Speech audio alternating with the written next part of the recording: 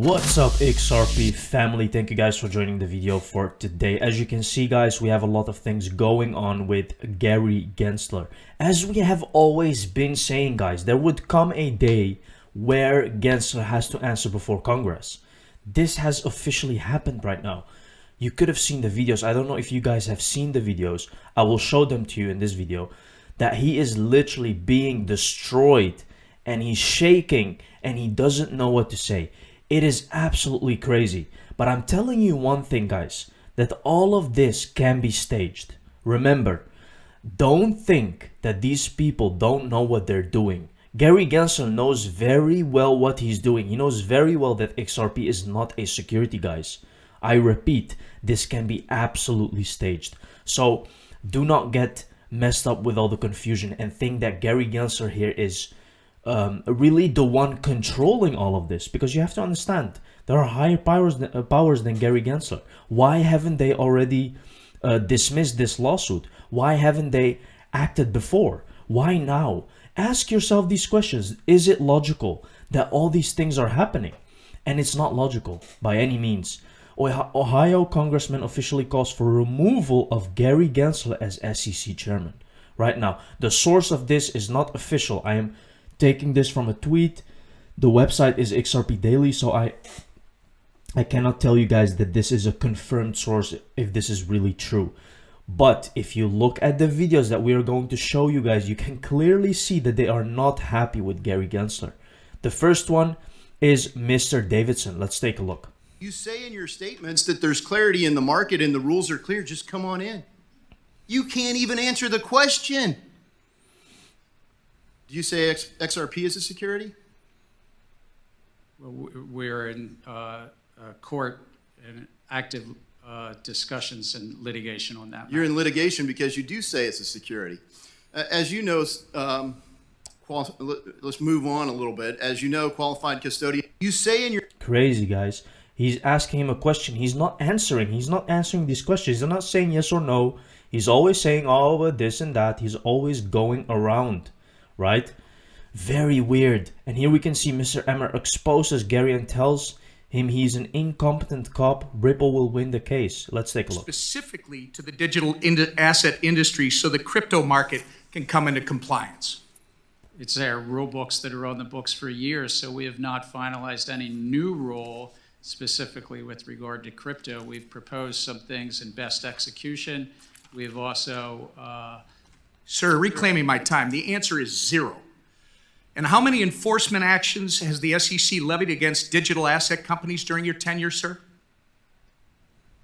I think it's probably 40 or 50. The answer, sir, is about 55. My understanding is that the biggest crypto failure in history is probably FTX at $9 billion. Were you the chairman of the SEC when FTX collapsed? Yes. And how many times did you meet with FTX prior to their collapse? I think my public record shows 2. You met it with FTX at least twice. And arguably, the second biggest crypto failure in history was Terra Luna. Who was the chairman of the SEC when Terra Luna collapsed, sir? We had brought... You were, sir. Reclaiming my time, you were. There are 5 members on the commission. Do you believe your speeches and interviews are to serve as the official position of the SEC? I can only speak for myself when I'm speaking. Again, sir, in a statement on the SEC website, you are quoted saying, the Kraken staking as a service enforcement action should make clear to the marketplace that staking as a service providers must register. But again, you haven't provided any rules for how that can be done. I must remind you, your public statements are not regulations. It's not responsible to expect the American people to assume your statements are a substitute for rules. Do you agree with this statement regarding the digital asset industry? The SEC needs additional congressional authorities to prevent transactions, products, and platforms from falling between the regulatory cracks. I think that it's a largely non-compliant field. And Sir, again, I asked you to comply with my questions, and I'm asking you if you agree with that quote. And I'm going to tell you, I'm quoting you from an August 3rd, 2021 article where you, and I believe you told Congressman Hill earlier that you need congressional authority to regulate stablecoins, and stablecoins happen to be a significant percentage of the crypto market. So the question is, when were you telling the truth? To Mr. Hill or to me? You've got to start answering these questions in a more transparent manner, sir. Does it concern you, by the way, that your approach to the digital asset industry is actually driving this industry out of the United States? We're trying to drive it to compliance, and if they're not complying with the laws, then they shouldn't be offering their products. Reclaiming my time. Madam Chair, I would like to enter into the record this Wall Street Journal article from April 14th, 2023, detailing China's ploy to open its banking system to crypto firms in an effort to seize an opportunity created by our hostile regulatory environment, which... Look at that, guys. See?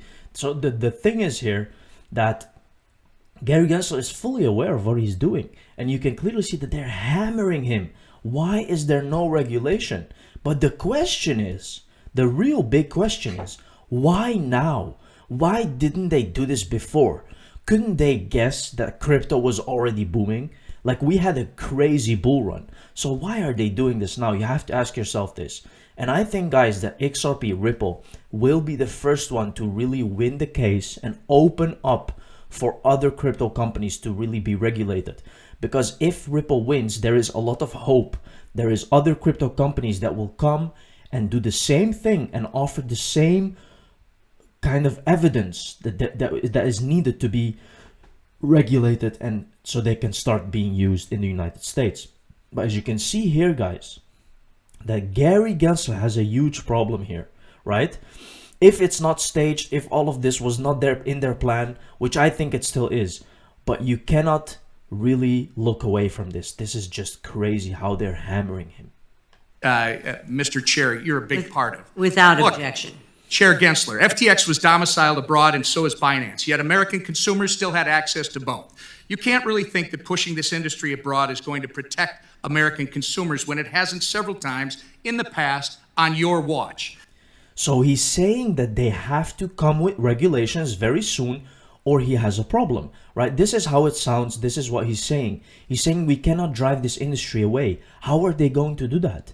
The only thing they can do now is for Ripple lawsuit to win. If Ripple wins, that is a very net positive for the whole country because of regulations, and they will actually start mass adoption if this happens. But that's the thing, guys. When is this going to happen? We don't know. We're very, very close, but we're still waiting. As you can see, Gary Gensler is driving away innovation, and they do not want that. They are seeing that. We have told you that this moment would come where Gary Gensler has to answer for these questions. And the judge is also seeing all these things, guys. So understand that her decision will also be based on all these things, right? Where you can clearly see that Gary Gensler is not telling the truth. Here we have another video, guys. Let's see. As mandated by Congress. Your view that the SEC should be guiding companies and investors in the type of investments they are making? As mandated by Congress, we're merit neutral. Investors get to decide which investments they take, but it's based on full, fair, truthful disclosure. So that's our remit. So investors get to decide, but you believe ESG should be a component of that decision-making process? Well, what we know today is that hundreds of companies are making disclosures with regard to climate risk, and investors across the spectrum, from small investors to large, are currently using those climate risk disclosures in their investment decisions. But do you believe that should be kind of the guiding principle of how people invest? It's currently happening in the US and around the globe, and so what we have a role then to do is to help bring some consistency and comparability in disclosures that are already happening. Does the SEC deserve any culpability in the collapse of FTX? A number of entities in the crypto field are non-compliant with US law as adopted by Congress over the years, and we're going to be a vigorous cop on the beat to help bring them into compliance. Respectfully, that's not what I asked. I said, does the SEC deserve any culpability for the collapse of FTX? Yes or no? Look, I think that when people are defrauding the public, we go after them. And that's what we've done here You're not and answering my elsewhere. question. You're not answering my question. I'm asking you a very simple, straightforward one.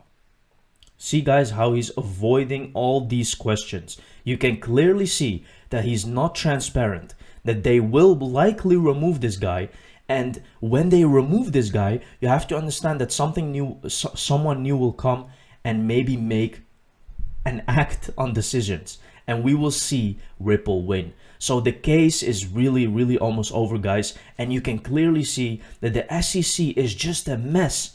A complete mess right there, right? But maybe they're doing this on purpose to get you to understand that when this regulation happens, that's the way forward, right? So thank you very much for watching this video, guys. See you in the next one. Cheers.